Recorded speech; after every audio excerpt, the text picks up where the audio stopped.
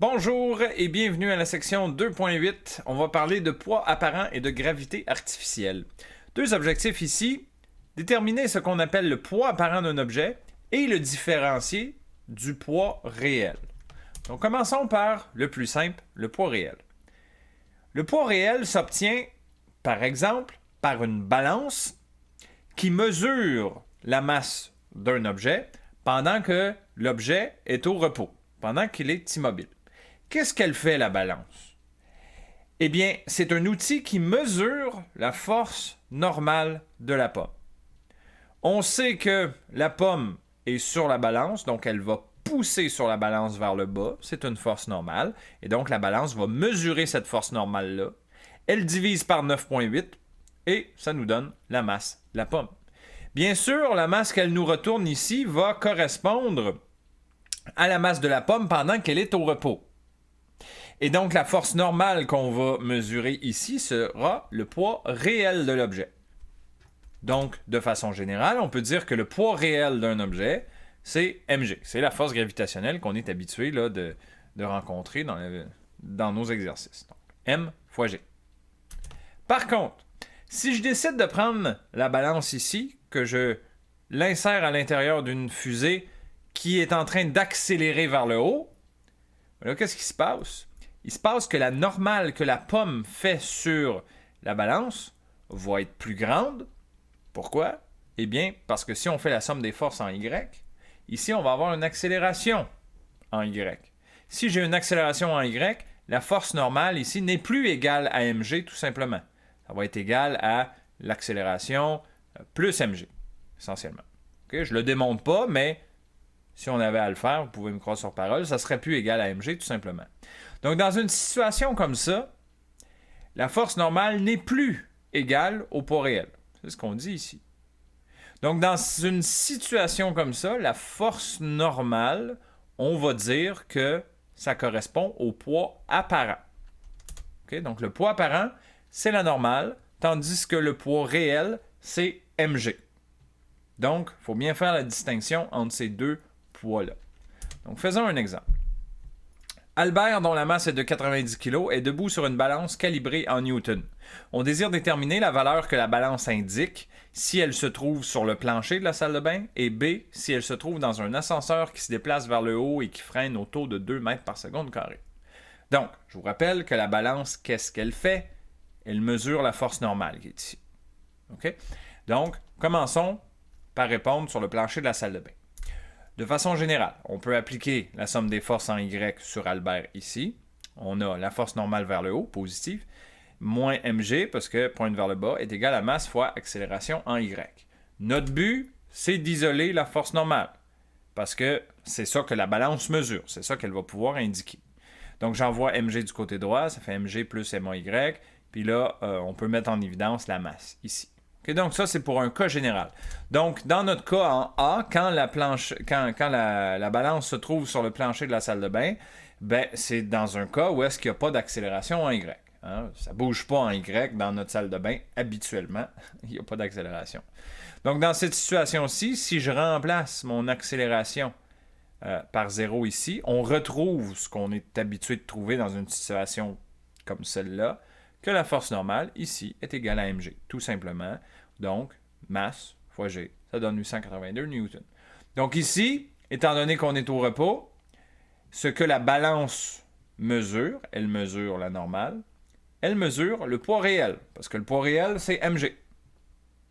Par contre, si on s'en va voir dans un ascenseur qui se déplace vers le haut et qui freine autour de 2 mètres par seconde carré, là, bien important, si l'ascenseur va vers le haut, et qu'elle freine, ça veut dire qu'elle ralentit. Donc, mon accélération sera moins 2 mètres par seconde carré. Parce que si elle va vers le haut, sa vitesse est positive, mais vu qu'elle freine, l'accélération doit pointer vers le bas. Accélération vers le bas, ça veut dire accélération négative, moins 2 mètres par seconde carré. Donc là, j'insère cette accélération-là à l'intérieur de mon équation générale ici. Donc, j'ai la masse fois g plus l'accélération, donc moins 2. J'obtiens 702 newtons. Le 702 newtons ici, c'est la force normale. Et la force normale, c'est le poids apparent. Donc, dans la situation A, le poids apparent, c'est ce que la balance mesurait, était égal au poids réel. Tandis qu'en B, le poids apparent n'était pas égal au poids réel. On le voit ici. Le poids apparent, c'est 702 newtons.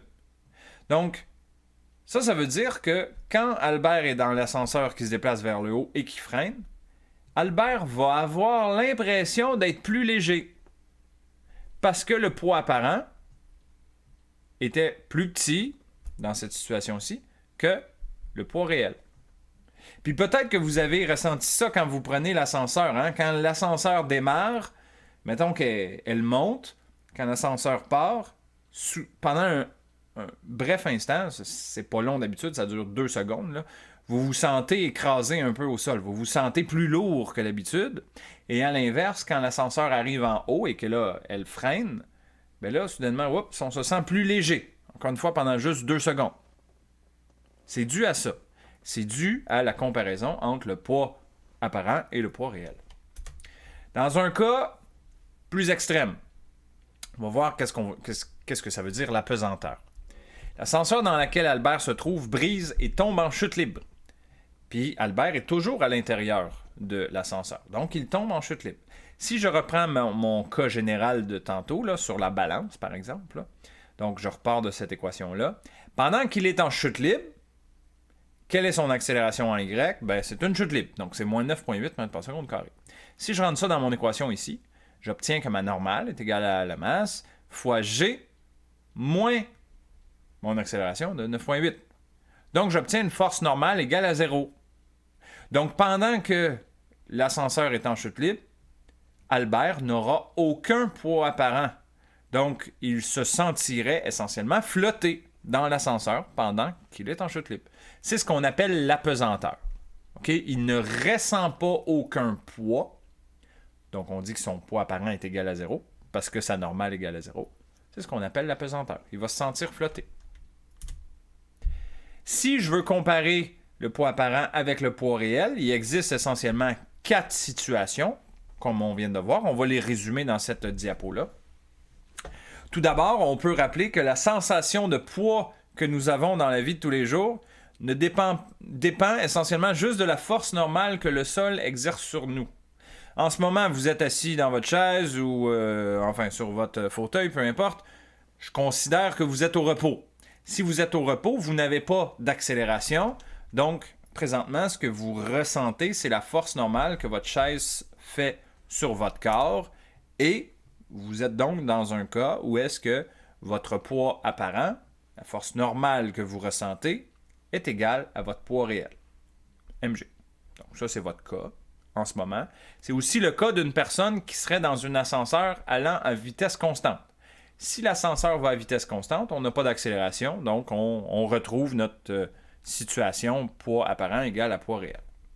Par contre, si l'ascenseur accélère vers le haut, comme j'ai mentionné tantôt, hein, quand ça vous arrive dans la vie, on se sent un peu plus lourd pendant un bref instant. Ça, c'est parce que votre poids apparent est plus grand que votre poids réel.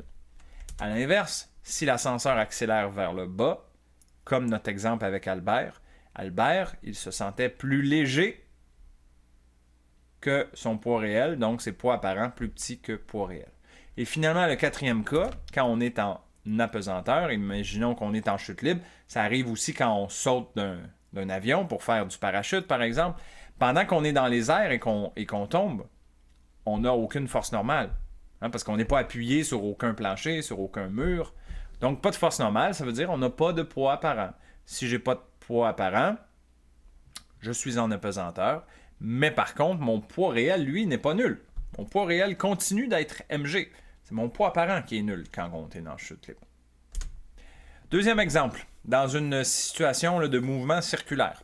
Donc, on veut déterminer le poids apparent d'un passager dans une grande roue lorsqu'il est au point le plus haut de la trajectoire et lorsqu'il est au point le plus bas de la trajectoire.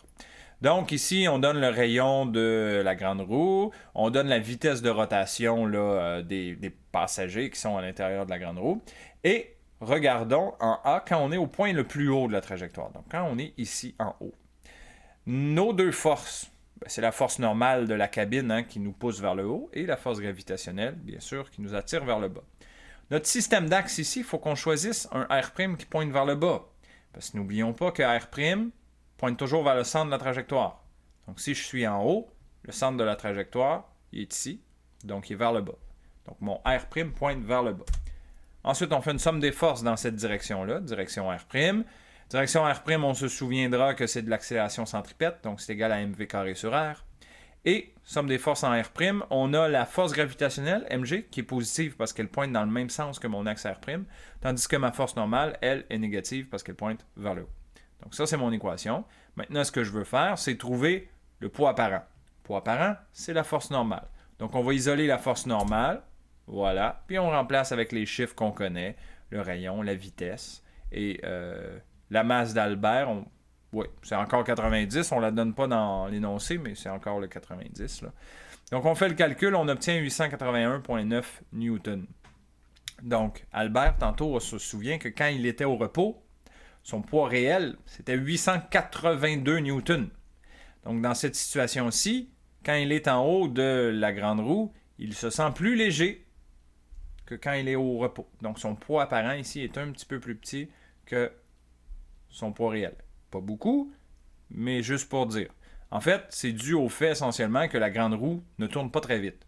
Parce que si on augmentait la vitesse de rotation de la grande roue, ben, plus ça va vite, plus il se sentirait léger quand il est en haut. Mais bon, la grande roue, c'est pas un manège très extrême, donc il y a une petite différence. En B, on voulait au point le plus bas. Qu'est-ce que ça change? La seule chose que ça change, c'est la direction de mon axe R'. Quand on est en bas de la grande roue, bien, soudainement, la direction R' pointe vers le haut, parce que le centre de la grande roue est vers le haut, quand on est en bas. Hein? Donc, ça, ce que ça fait, c'est que ça va inverser le signe de mg et de n par rapport à la situation juste avant. Mais on part de la même façon. Somme des forces en R' est égale à mv carré sur R. Donc là, on a n qui est négatif. N qui est positif parce qu'il pointe vers le haut. C'est mg qui devient négatif parce qu'il pointe vers le bas. Donc, c'est notre équation. Même chose, on isole n, on remplace par les valeurs et on obtient 882,1 newtons. Donc, on voit qu'en bas de la grande roue, son poids apparent est juste un petit peu plus élevé que son poids réel. Poids réel qui était 882. Voilà. Troisième exemple. Encore dans un mouvement circulaire. Une voiture roule sur une piste qui fait une boucle verticale dont le rayon de courbure est de 20 mètres. On désire déterminer quel doit être le module minimal de sa vitesse, ici, en haut de la boucle, pour qu'elle ne quitte pas la piste. Bon. Déjà, il faut comprendre que le chariot ou la voiture, là, quand elle est ici en haut, elle a la tête vers le bas, elle a la piste au-dessus d'elle. Donc, à cet endroit-là, l'objet, la voiture, subit deux forces. Force gravitationnelle vers le bas, mais aussi la force normale vers le bas, parce que la piste est au-dessus d'elle. L'axe R' pointe vers le centre de la trajectoire, donc comme ceci, vers le bas. Ça, ce sera mes forces qui agissent sur l'auto quand elle est au point le plus élevé. Bon. Là, il faut bien comprendre que mg va toujours valoir la même chose quand on est dans la boucle, hein, parce que ça, c'est défini par notre masse puis l'accélération gravitationnelle, ça ne change pas. Mais la force normale, elle va changer tout au long de la boucle. Pourquoi? Eh bien, imaginons que l'auto ne va pas assez vite. OK? Imaginons là, qu'on arrive ici en bas, mais on ne va pas très vite. Qu'est-ce qui va se passer? Bien, l'auto, elle va monter, mais elle va ralentir au fur et à mesure qu'elle ralentit. À un moment donné, elle va ralentir, et elle n'ira pas assez vite pour rester collée à la piste. Donc, qu'est-ce qui se passe quand l'auto ne va pas assez vite? Elle va décoller du rail. Et au moment où elle décolle du rail, bien, étant donné qu'elle ne touche plus au rail, il n'y a plus de force normale. Voilà. Et là, s'il n'y a plus de force normale, ben, il reste juste la force gravitationnelle. Puis là, rendu là, ben, c'est une chute libre en 2 dimensions. Donc, l'auto va faire une belle parabole, puis pouf, c'est un crash. Parce que la force normale, c'était elle qui me permettait de suivre la courbe. OK? Donc, pour ça, il faut que j'aille assez vite. Donc, si je ne vais pas assez vite, l'auto va décoller de la piste, elle va atteindre force normale égale à 0. Donc, ce qu'on veut faire, c'est d'avoir une vitesse nécessaire de telle sorte que je suis capable de me rendre en haut de la piste. Donc, je vais faire la somme des forces ici en haut de la piste. Somme des forces ici dans la direction R', c'est égal à mv carré sur R. J'ai deux forces, N et la force gravitationnelle vers le bas. Donc, les deux sont positifs, égal à mv carré sur R. Et là, voyez-vous, on va prendre n égale à 0. Parce que si je cherche la vitesse minimale, on va supposer que ma force normale ici en haut de la piste devient égale à 0. Ça veut dire que le point le plus difficile à atteindre dans la boucle, c'est la hauteur maximale. Donc, si je suis capable de me rendre à la hauteur maximale, ben, ma vitesse minimale, ma limite, sera lorsque la normale va atteindre 0 quand je suis rendu en haut. Si j'arrive à faire ça, ça va me donner une vitesse minimale, parce que regardez, c'est l'équation qui me reste. Je peux canceller les masses, j'en ai plus de besoin. Et là, je peux isoler la vitesse ici. La vitesse va être égale à la racine carrée de RG, si on l'isole de cette équation-là. Rayon, G égale 14 mètres par seconde. Ça veut dire que si l'auto, quand elle est en haut, va à 14 mètres par seconde, ça veut dire qu'elle va être capable de se rendre au point le plus difficile, donc elle va être capable de compléter la boucle. Si je ne vais pas suffisamment vite, disons en bas de 14 mètres par seconde, ça veut dire que l'auto, elle va décrocher, elle va décoller de la piste avant de se rendre en haut. Donc, ça donnerait une situation comme ceci. On aurait trop ralenti, donc on va plus assez vite pour rester collé, donc on décroche, puis on crache. Tandis que si ma vitesse est supérieure à 14 mètres par seconde, bien, ça veut dire que rendu en haut de la piste, il me resterait une force normale, donc je serais capable de continuer à tourner et continuer de coller sur la piste. Donc, notre cas, force normale égale à 0, c'est vraiment juste notre cas limite. On est sur le point de décoller, mais en même temps, on est au point le plus difficile. Fait que ça va vraiment nous permettre de trancher là, pour obtenir une vitesse qui est vitesse limite. Voilà. Ensuite, on peut enchaîner avec la gravité artificielle. Bon. Gravité artificielle, il y a des exercices là-dessus, mais dans le fond, gravité artificielle, à quoi ça sert? Pourquoi on voudrait créer dans l'espace de la gravité artificielle? Parce qu'on sait que dans l'espace, quand on est très loin de la planète Terre, on est loin de toute planète, il n'y a pas de gravité essentiellement. On est dans le vide, puis on flotte dans la Station spatiale internationale, par exemple. C'est le cas des astronautes qui s'en vont dans la Station spatiale internationale. Pourquoi on voudrait créer une gravité artificielle là-bas? Ben, il faut comprendre que quand on est dans une Station spatiale internationale, vu qu'il n'y a pas de gravité, tous les mouvements que le corps humain doit faire sont soudainement plus faciles à faire parce qu'on n'a pas besoin de combattre la force gravitationnelle comme on a à le faire sur Terre. Sur Terre, quand on se lève le matin, là, aussitôt, il faut qu'on combatte la force gravitationnelle. Il faut se tenir debout, il faut lever des objets, et tout ça, ben, on est habitué, mais ça nécessite un peu de force pour faire ça. Et donc, si du jour au lendemain, on se retrouve dans l'espace et qu'il n'y a plus besoin de forcer pour se tenir debout, pour déplacer des objets et tout ça, ben nos muscles vont s'atrophier. C'est-à-dire qu'ils vont perdre de leur tonus, ils vont diminuer en taille, ils vont devenir presque inexistants parce qu'on n'a plus besoin de combattre la force gravitationnelle. Donc ça, ce que ça fait, c'est que quand les astronautes passent plusieurs mois dans la Station spatiale internationale, quand ils reviennent sur Terre, ils sont assez faibles parce que leurs muscles se sont adaptés quand ils étaient dans l'espace. Donc au retour sur la Terre, des fois c'est pas facile. Ils ont de la difficulté à se tenir debout ou à lever tout simplement des objets de la vie de tous les jours, comme par exemple une tasse d'eau, une pomme. Ils sont plus capables parce que leurs muscles sont trop atrophiés.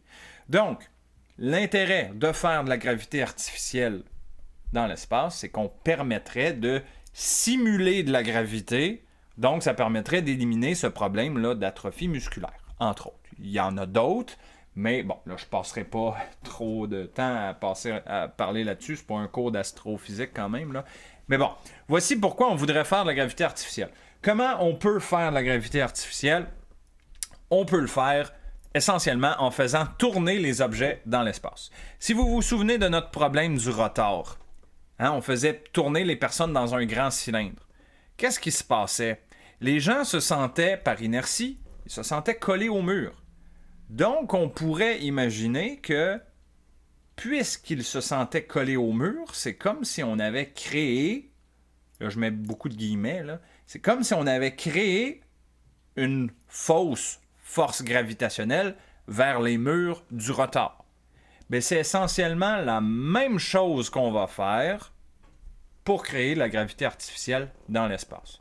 Bon, je vais vous montrer une vidéo, comme ça vous allez bien saisir de quoi ça a l'air tout ça, là. Donc, ce qu'on voit ici, c'est tiré d'un film. Ça n'a pas été construit dans la vraie vie, mais on pourrait le construire parce que c'est pas si compliqué que ça dans les faits. Donc, ce qu'on voit ici, c'est essentiellement, c'est un gros rotor qui tourne. Mais les gens, étant donné que tout ça tourne, un peu comme dans le rotor qu'on a vu là, dans la section 2.7, les gens se sentent repoussés vers l'extérieur, vers les murs du rotor, et donc on leur a créé comme ça une force gravitationnelle artificielle. On a créé une gravité artificielle. Si vous êtes fan des films de science-fiction, à chaque fois que vous voyez un vaisseau spatial avec des gens à l'intérieur, souvent le vaisseau spatial tourne sur lui-même. Pourquoi? Eh bien, c'est justement pour ça. Le vaisseau spatial qui tourne sur lui-même, il crée de la gravité artificielle, donc les astronautes à l'intérieur, ils ont l'impression d'être en présence de gravité.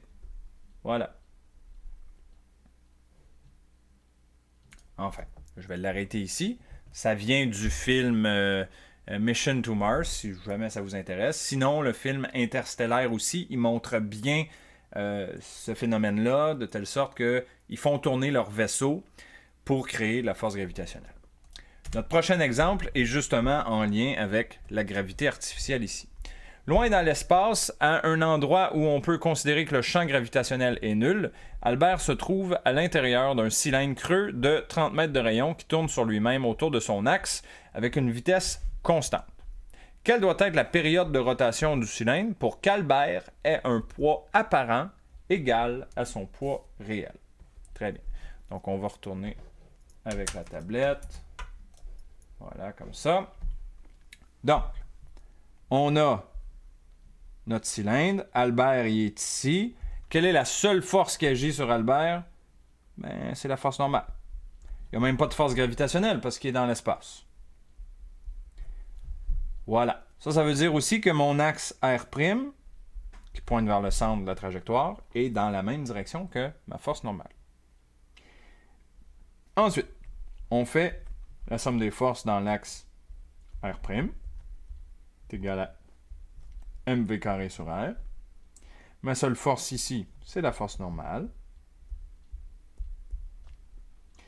Et on a dit dans l'énoncé qu'on veut qu'Albert ait un poids apparent égal à un poids réel. Un poids apparent, c'est la force normale. Et le poids réel, c'est mg. Donc, on veut que n est égal à mg ici. Donc, ça veut dire que mon n dans ma somme des forces, je peux le remplacer par mg. Donc là, chose intéressante, on se rend compte que peu importe c'est quoi la masse d'Albert, c'est pas grave, parce que, pouf, ça s'annule. Hein? Un peu comme dans le rotor, on avait remarqué que peu importe la masse des gens dans le rotor, c'était pas grave. Ils allaient coller quand même, parce que dans la somme des forces, la masse s'annulait. Donc, moi je suis rendu ici, je cherche la période de rotation du cylindre. La période de rotation du cylindre est cachée à l'intérieur de la vitesse de rotation. Donc, vitesse au carré est égale à G fois R. Donc, G, c'est 9,8. R, c'est 30. On isole la vitesse en faisant la racine carrée de 9,8 fois 30. Et ça nous donne 17,15 mètres par seconde. Très bien. J'ai la vitesse, mais on n'oublie pas notre cinématique là, en trajectoire circulaire qu'on a vu au chapitre 1. On nous disait la vitesse, c'est égal à une fois la circonférence divisée par le temps que ça prend pour faire un tour. C'est ce qu'on appelle la période, le T majuscule. Donc moi, ce que je cherche, c'est la période, T. Donc T, ce sera égal à 2pi R, qui vaut 30, divisé par la vitesse de 17,15. Je calcule la période et j'obtiens 10,99 secondes. Voilà. Donc ça, ce que ça veut dire, c'est que peu importe la masse des gens qui vont embarquer dans ce vaisseau spatial, par exemple, on pourrait l'appeler un rotor, hein, c'est très semblable à un rotor. Peu importe la masse des gens, tant que le cylindre tourne à cette vitesse-là, avec le rayon de 30 mètres, les gens auront l'impression que leur poids apparent est égal au poids réel. Donc, ils auront l'impression d'être attirés vers les murs, tout comme s'ils étaient à la surface de la Terre. Donc, pour eux, il n'y aura pas de différence entre être assis dans ce manège-là, ou dans ce vaisseau-là, versus être assis sur Terre devant leur bureau. Voilà donc la définition de la gravité artificielle. Ça met fin donc à notre section 2.8. On se revoit très bientôt pour le début du chapitre 3.